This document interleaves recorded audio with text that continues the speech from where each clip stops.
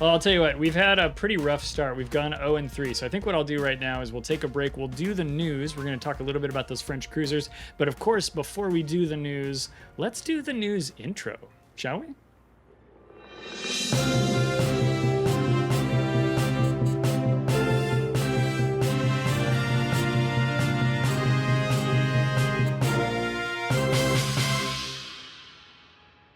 All right, everybody, this is the big news of the day. We are here to talk about the new French cruisers announced by World of Warships. Now, we got this news last Monday. WoW's announced this on the official EU stream, I believe was the first time we got mention of this.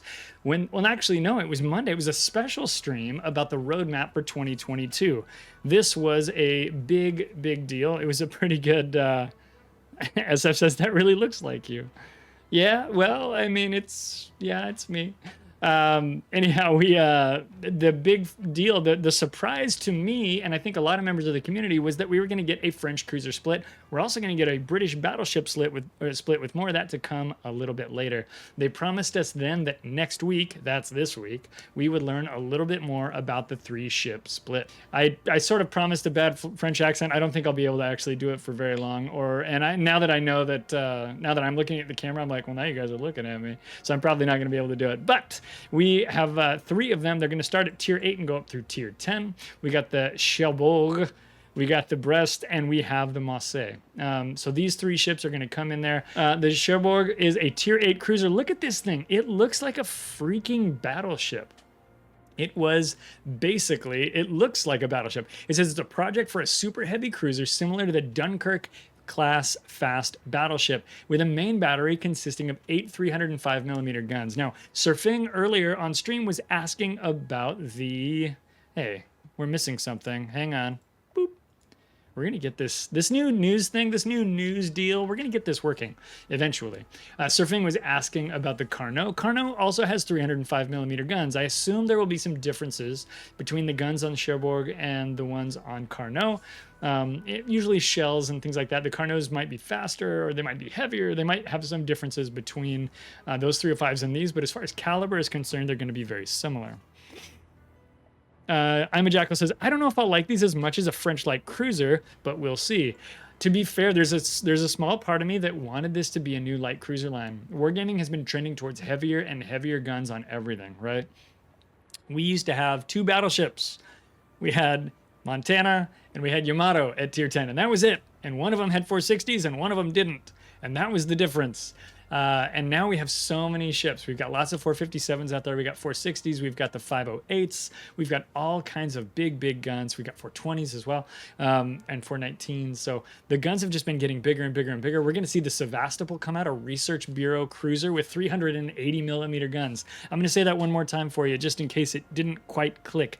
The Sevastopol is a Research Bureau cruiser that will have 380mm guns. What? Yeah, it's insane, right? It's just going to be crazy. So here's the tier 8 with its 305s. We roll down to the tier 9, similar configuration, a cruiser with 330mm guns concentrated on the bow. This is sort of like the Richelieu and cruisers like that, or the Strasbourg or whatever. The anti-aircraft weaponry is made up of Bofors and Oerlikon automatic guns. I don't know how to pronounce that other word, so I apologize. 330s are a little bit smaller than the guns we find on the tier 7 battleship Lyon, the tier 7 French battleship. So we're talking about big guns on these ships, right? These are supposed to be cruisers, right? Let's walk down and look at Marseille. So Marseille is a super heavy cruiser with a displacement of over 30,000 tons. The main armament is 9 330mm guns placed in 3 turrets on the bow of the ship. So we got 1, 2, 3 right here. Now check that out. That is like a Lenin configuration or like a Nelson type gun configuration. All bow-facing guns, which is going to be critical because, as they say down below, these are not going to be the most armored ships in the game. You're going to be looking at reasonable hit point pools, and we'll take a look at those just in a moment, but they're not heavily armored. These are not monsters. They're not made of island rock and stone. These have 25mm plating, and we'll get down to those details here in just a moment. Ike says Cherbourg's tower might get as high as Fuso and Wesser. Really? Oh, wow, that is pretty tall on the Brest and on the Cherbourg. as well. This one here is a premium ship. It's the French cruiser, I'm going to say Toulon. I wasn't able to watch the stream to get the pronunciation correctly. It's a project of a battleship with a placement of 17,500, or displacement of 17,500 tons, which was actually closer to a super heavy cruiser. The main purpose and vision for the ship was to counter the Washington Treaty cruisers. Toulon is the first large cruiser to appear at Tier 7. It is armed with powerful main battery guns, a rich choice of consumables for her tier, main battery reload booster, repair party, which is cool for Tier 7, hydroacoustic search, defensive fire, defensive AA fire, and fighter. So that's pretty cool. When we talk about ships that are dodging the Washington Treaty type stuff, like Graf Spee is similar to this, right? It's not a battleship. No. It's not one of these monster battleships. It's a cruiser with battleship guns, right? And we're seeing something similar here with the Toulon. And we'll take a look at its actual specifications here in a moment. Now, as always, guys, these are in development. This is in test. These are not the final configurations for these ships. We're going to see, several months of testing as these continue on. Frost Knight says the Cherbourg's Baguette versus the Pagoda of Destiny versus Wes's High Ground. Excellent. There's a lot of words in here that are kind of interesting to read. I recommend you guys give them a read. It talks about the way they named cruisers and things like that, and a little bit about the Dunkirk and things, Lyon and other ships in here as well. So some of this was interesting. I skimmed over it. I'm gonna leave that as a homework assignment to you guys. If you'd like to go check that out on the dev blog, I recommend it. Let's take a look at the ship's characteristics. Now, the Cherbourg here has 49,500 hit points. I was looking earlier at the Henry, and I want to get that number again. The Henry, in my configuration, I don't remember if I have anything special on it, has 53,300 hit points. So at Tier 8, you're going to have about 4,000 fewer hit points than Henry has. It says 25 millimeter plating for the armor. The thing about these cruisers, and they do mention this in that descriptive text, is they are vulnerable to fires. These cruisers have 60-second fires, just like the other super cruisers have, just like our good friend, what's his name? Puerto Rico has 60-second fires, right? So, so you're going to be able to be burned in these things. Welcome, Elar. How you doing? If one of my mods can give Elar a shout out, that would be great. Elar is one of our North American CCs and definitely worth a watch. Recommend you guys check him out. The main battery for the Cherbourg is 8 305 millimeter guns with about almost 18 kilometers in firing range. Max AP shell damage is 8,200. Max HE is 4,050. HE penetration 51 millimeters. 17% fire chance. Now this I found particularly interesting. The HE shells have an initial velocity of 905 meters per second. That's awesome. That is actually very close to what we see with Soviet destroyers. In fact, it is what we see, about 900 on some of the Soviet destroyers. So 905 with these big old bad boy shells is pretty dope. And what's interesting about this is the AP initial velocity is different. It's 870 meters per second. So we're actually seeing two different speeds of the initial shell velocity as these things leave the barrel of the guns on the Cherbourg. And that's rare. The only other ship I know of that has two different speeds is the Duca d'Aosta, which we just fought in the previous battle. In fact, Scott and I were talking about how we don't see that very often on ships earlier this week. Reload time's 25 seconds, and that, of course, is going to be modified by the reload booster consumable, which we have down here. We'll talk about the consumables in a moment. The other thing I wanted to call out was the Sigma on this ship is 1.8. So not the most accurate, but not terrible. This thing looks, feels, and smells like a battleship. Why is it not a battleship? I don't know. I have some conspiracy theories on that later. But none of them are founded, so don't go crazy. 670 meter turning circle, that's better than a Khabarovsk. 31.9 knots, pretty quick. But take a look at the consumables. Damage control party, so you can heal. Hydroacoustic search or defensive AA, very cruiser-like. A fighter or an engine boost. You're going to choose engine boost because the fighter is garbage. Main battery reload booster, yes please. And repair party, absolutely, at Tier 8. Diego Spadero, I was just talking about you earlier. Let me grab you a shout out as well. Look at this. I'm telling you what, guys, it is Streamer City today. Did I get Diego? I did. Diego is doing great things. Apex Legends and a little bit of Guilty Gear. If you're interested in those games, check out his stream. Diego is a fun dude to chill with. Exit to port. That is a great screen name for World of Warships. Thanks for the follow, Exit. Getting onto the tier 9, the breast, we're looking at 55,300 hit points. That's more than the tier 10 that we have in the current line. 25 millimeter plating, still has those 60-second fires, 18.2 kilometer firing range, 885 meters per second on the HE shells instead of the 905 we had on the tier 8, and 870 meters per second on the APs. That's the same as what we saw up above. 4,800 damage for HE, 9,700 for the armor piercing shells, 25-second reload time. Again, the same 1.8 sigma. Pretty good stuff there. We're also going to be looking at a similar configuration when it comes to the available consumables. We've got damage control party, hydroacoustic search, or defensive AA. Fighter or engine boost. Again, you're definitely going to choose engine boost because fighter is terrible. Main battery reload booster, yes please. And repair party again. They don't have the attributes for the repair party, I don't think, in here. So I'll be kind of curious to see how that winds up being balanced as this goes on in the future. It'd be great if these things had a big, really healthy repair party, but my guess is it'll be a more modest repair party because they're going to emphasize the reload booster and the speed booster as the thing that makes these ships special, because that's more in line with that French play style like we're used to.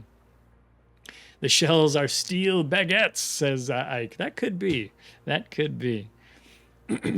All right, let's see. And then finally, Marseille, the tier 10, although we do have the premium as well. 67,000 hit points, right? That's a little bit less than Stalingrad. I think Stalingrad clocks in. Ooh, that's a great question, Nunez. 1 second. We'll check that out. Stalingrad clocks in at like 72,000 hit points or so. Let me run over the stats for this one, and then we'll go look at all of the concealments, because that is interesting, and I did look at that earlier. 25 millimeter plate, again, 60-second fires. These are 330 millimeter guns, 885 and 870 meter per second. Similar damage to what we saw at tier 9. In fact, the same damage that we saw. And then the same configuration of consumables. If we go up to the tier 8, Nunez 2129 asked, what is the concealment? The surface detectability of the tier 8 is 15.7 kilometers. The one that's interesting to me is the tier 9 is 12.6 kilometers. It's way, way lower than the tier 8. And then when we go back up to tier 10, it goes back up to 14.8 kilometers. I think there's going to be some stealth tomfoolery to be had with the tier 9, and that could be very interesting. Ike points out that these numbers, at least for the tier 8 and the tier 10, is very high for cruisers. Oh no, you're talking about the secondaries. The secondaries do have some range on them. They start at about 7.8 and 7.6 and 8.3 on the 10. So you won't have quite the same set of tools as you do on a battleship to build up for secondaries, but you'll still have the signal, you'll still have the upgrade modules and things like that, where you'll be able to work the secondaries a bit to your will. So I think there's some option for secondaries, but again, the armor's not going to be super, super strong. Just like some of the French battleships that we have in the game now, while you can build for secondaries, the armor often makes that not recommended. So your mileage may vary on whether or not the secondary build makes any sense for these, but I bet it would be fun. So you might have a lot of fun setting one of those up.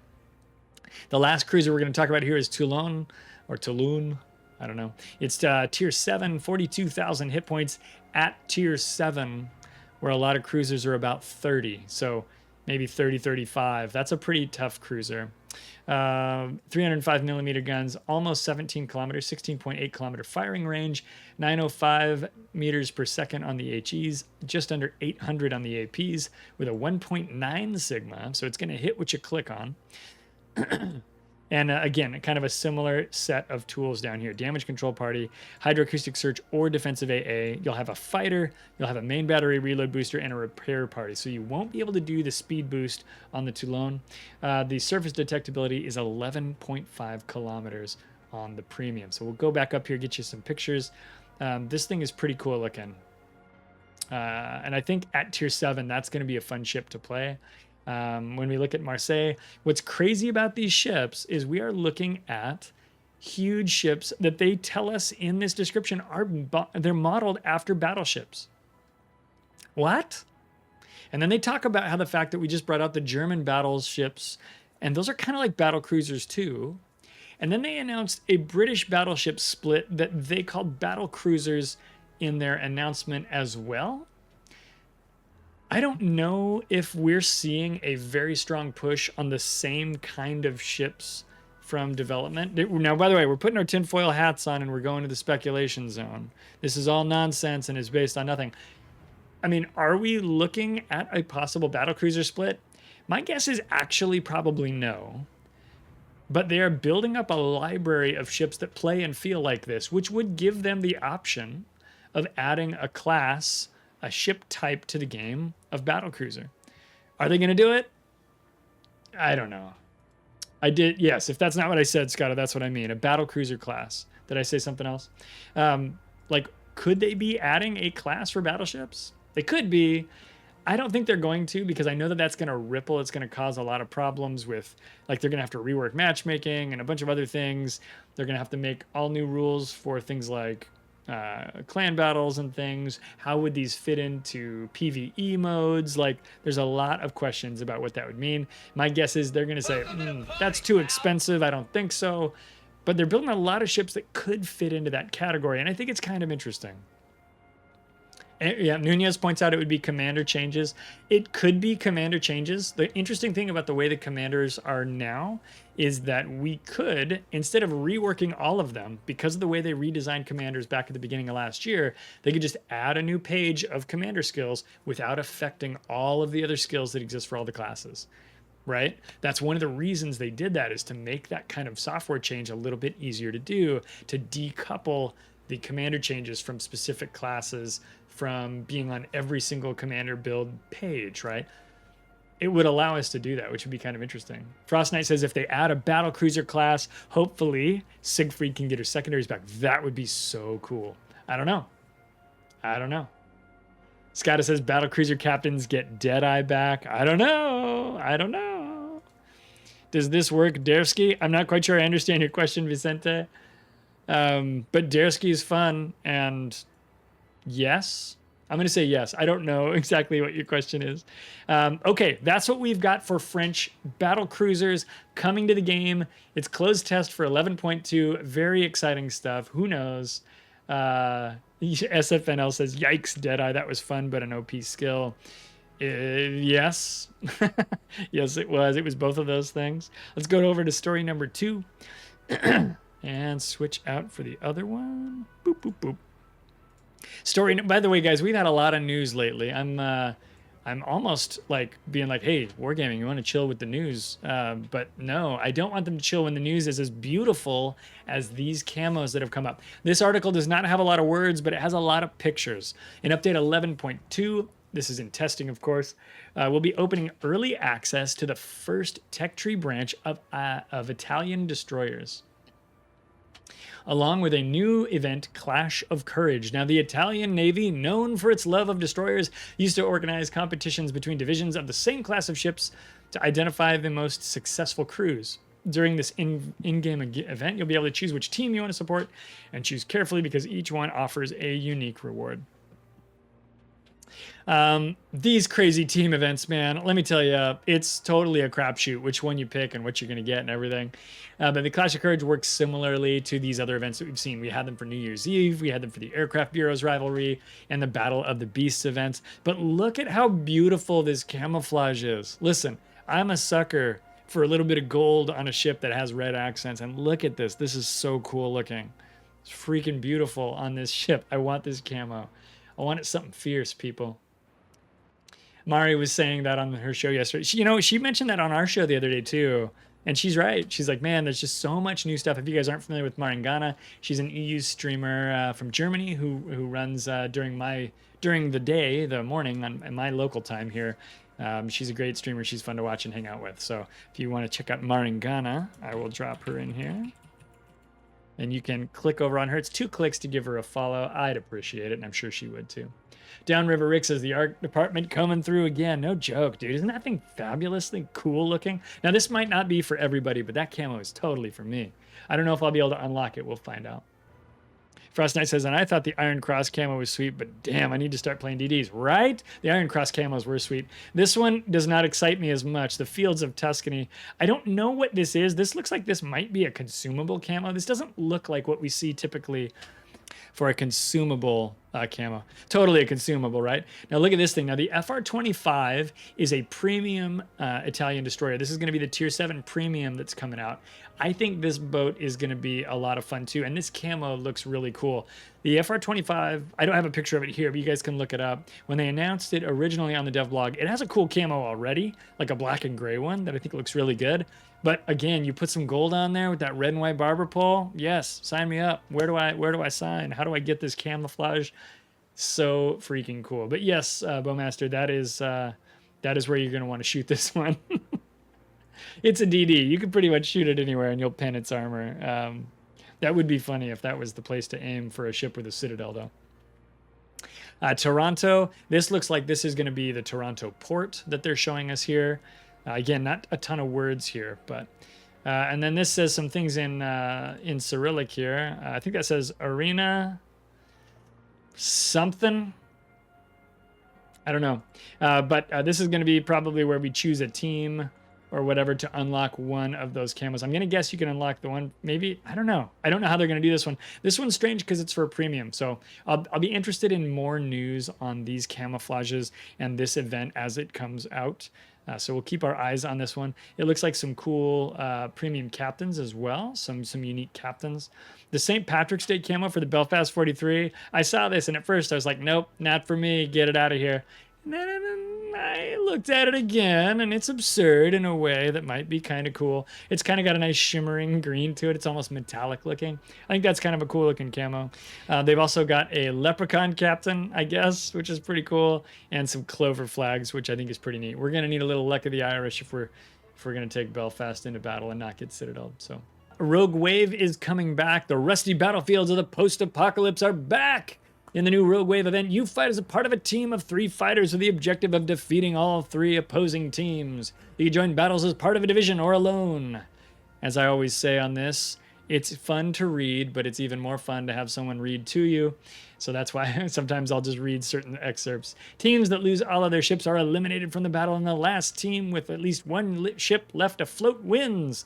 We have improved the visual appearance of the Rogue Wave ships to make them look pretty cool. Here's the pictures.